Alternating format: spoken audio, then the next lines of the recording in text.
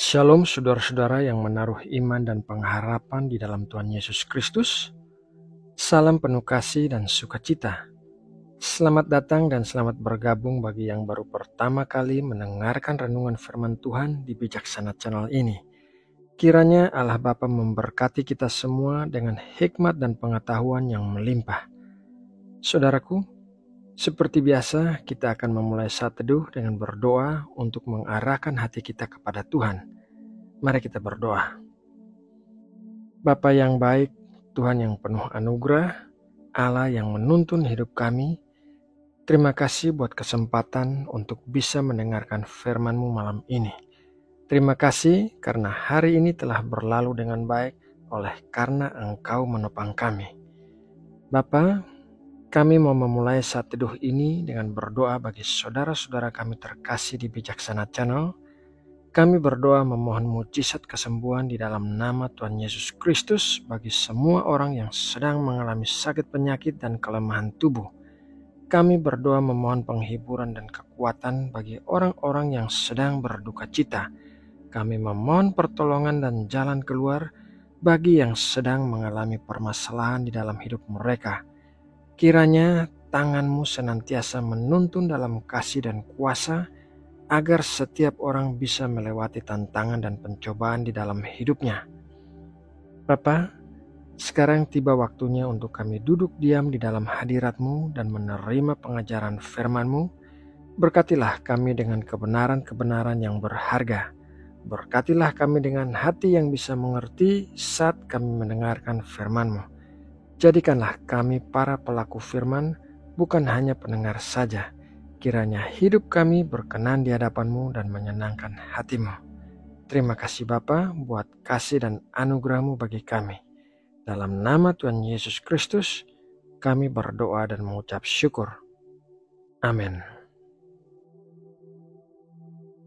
Saudara yang terkasih di dalam Kristus, setiap orang tanpa kecuali pasti pernah merasakan saat-saat di mana Allah terasa jauh.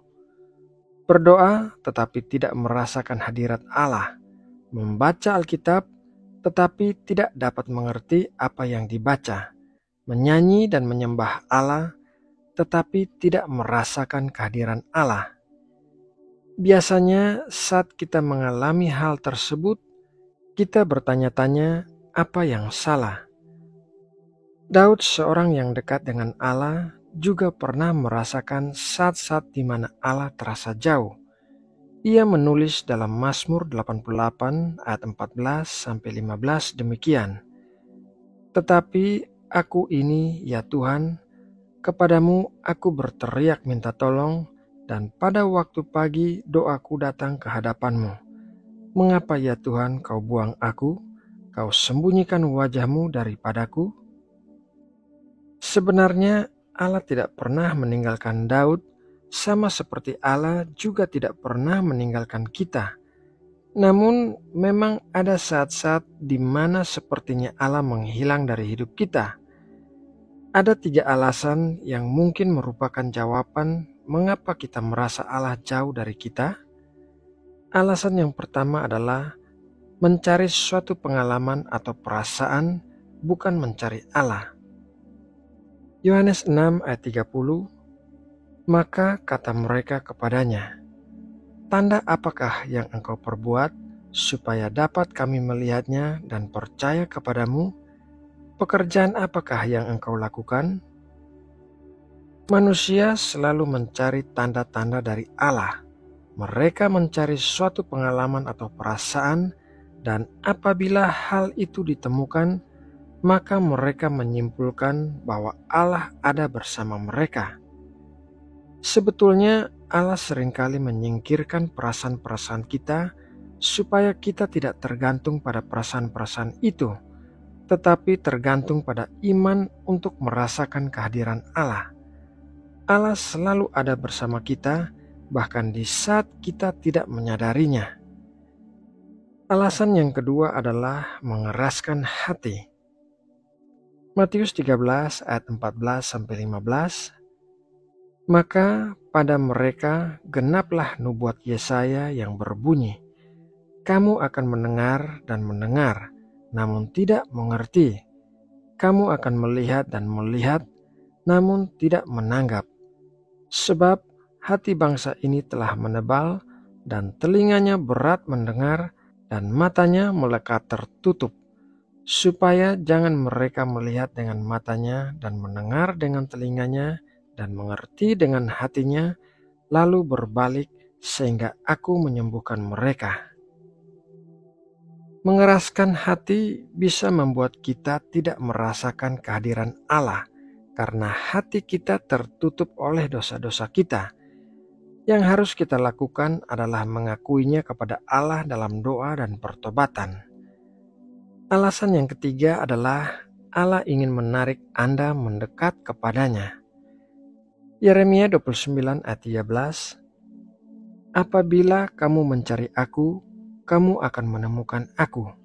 Apabila kamu menanyakan aku dengan segenap hati. Orang yang haus akan menghargai air, dan orang yang lapar akan menghargai makanan. Begitu juga dengan orang yang merasakan bahwa Allah jauh darinya, akan berusaha untuk mencari-cari Allah. Dan Allah berkata bahwa apabila kita mencari Dia, maka kita akan menemukannya. Saudara yang terkasih di dalam Kristus, saat Allah terasa jauh, mungkin salah satu atau beberapa dari ketiga alasan tersebut adalah penyebabnya. Apapun juga alasannya, kita harus mempercayai firman Tuhan dalam Ibrani 13 ayat 5b. Karena Allah telah berfirman, aku sekali-kali tidak akan membiarkan engkau, dan aku sekali-kali tidak akan meninggalkan engkau. Nah, saudaraku, demikianlah renungan firman Tuhan malam ini. Semoga Roh Kudus senantiasa mengingatkan kita akan setiap firman yang kita terima.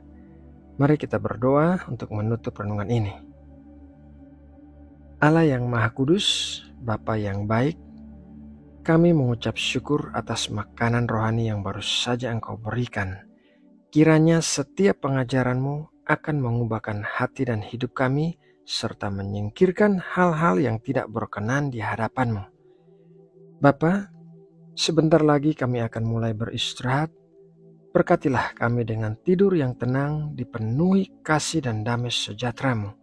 Lindungilah kami dari segala sesuatu yang jahat dan pencobaan-pencobaan, dan berikanlah kami tubuh yang sehat dan umur yang panjang, agar kami bisa melakukan pekerjaan-pekerjaan yang memuliakan nama-Mu.